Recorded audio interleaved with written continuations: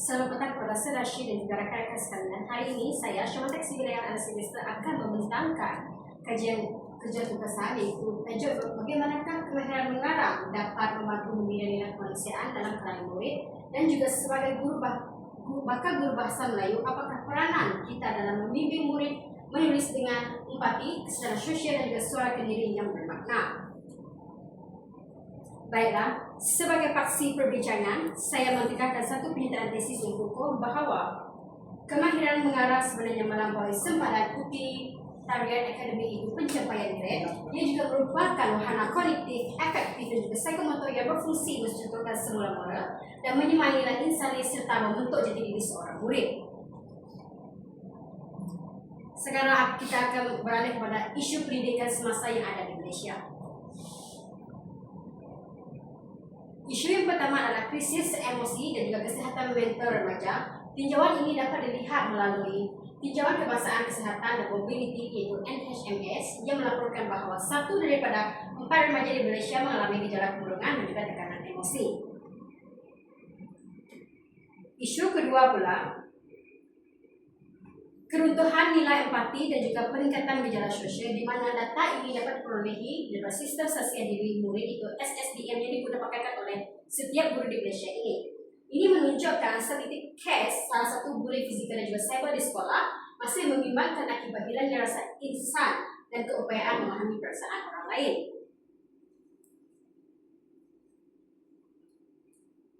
Isu yang ketiga juga adalah ancaman generasi dan juga digital dan kehilangan suara kendiri. Ini dijadikan sebagai isu kerana impak daripada lambakan teknologi dan juga AI generatif yang menggunakan aplikasi seperti ChatGPT, Gemini, dan sebagainya, menyebabkan hasil karangan murid menjadi kaku, mekanikal, dan kehilangan keaslian idea serta menjejaskan kejujuran intelektual.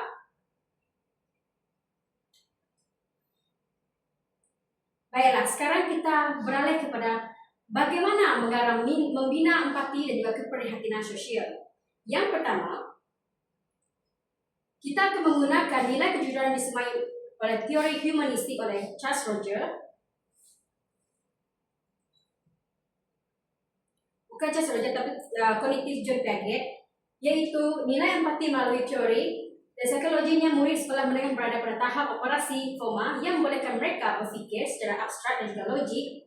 Apabila kita memberikan genre karangan efektif dan kreatif, ia memaksa seorang murid mengaplikasikan teknik perfective thinking atau mengambil sudut pandang orang lain. Impaknya kepada manusia amatlah besar apabila pelajar diarahkan untuk menulis dari kata kehidupan figuran rentan. Contoh yang bertajuk seperti Raga Tua yang Terabai, Mangsa Peperangan. Sifat ini adalah egosentrik. Murid akan runtuh kerana mereka dilatih untuk menyalurkan serta menjauhi spektrum emosi manusia lain, bukan emosi mereka sendiri. Oleh itu, yang kedua adalah dari sudut penumpukan keprihatinan dan kesadaran sosial melalui teori konstruktivisme oleh Sosial Vygotsky. Melalui format adjektif ini, seperti rencana, syarahan, pidato yang bertemakan isu kemasyarakatan dapat memaksa seorang murid meneliti lebih luas dan result selesa mereka. Impak kepada manusia adalah melalui bimbingan guru sebagai more knowledge dan ada MKO, penulisan yang menginstruksikan pengetahuan sosial murid, dan belajar akan tidak sekadar menyelarakan fakta, tetapi memahami kesemburuan tindakan manusia terhadap ekosistem sosial yang akhirnya menghasilkan tanggungjawab sendiri. Ini adalah contoh MKO yang digunakan oleh teori Sosial Vygotsky. Yang ketiga adalah bagaimana mengarang dapat membina kejujuran dan keyakinan diri. Penyamaian nilai kejujuran dan integriti melalui teori humanistik daripada Charles Roger ini dapat melalui pembudayaan penulisan reflektif, jurnal, dan juga autobiografi yang menuntut keaslian idea, di mana murid dilarang keras mempelagiat maklumat digital tanpa kredibel. Dari aspek impak kemanusiaannya pula, murid akan dilatih untuk menggeledah fikiran atau berfikir sendiri dan meluahkan apa yang mereka benar-benar rasai secara telus, iaitu authentic voice yang ada dalam diri manusia. Proses ini mendidik ketulusan karakter dan integriti intelektual sejak awal persekolahan. Yang seterusnya adalah peningkatan keyakinan diri melalui hierarki penularan Maslow. Mekanismenya adalah mengarah melibatkan proses kognitif tinggi daripada mencetuskan ide yang berselera, menganalisis hujah sehinggalah menyusun wacana serta yang utuh. Impaknya, kejayaan menyempurnakan sebuah karya penulisan yang matang, memberikan kepuasan yang mendalam, yaitu sense of empowerment, dan penguasaan ini terhadap struktur bahasa membebaskan seorang murid daripada belenggu rasa rendah diri. Oleh itu, ianya juga memenuhi hierarki yang sempurna, sendiri dan membuahkan keberanian untuk bersuara di dunia luar, bukan sekadar dalam sekolah saja.